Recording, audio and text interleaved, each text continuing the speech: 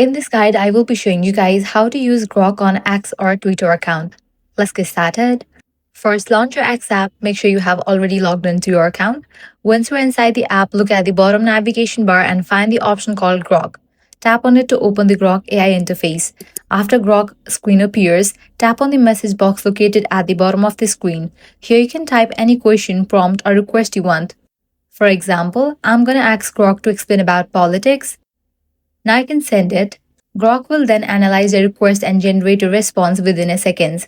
You can continue chatting by asking follow-up questions or entering new prompts anytime.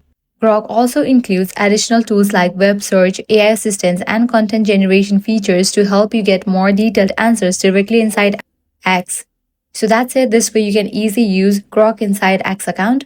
If this guide helped you out, do not forget to like, share, and subscribe.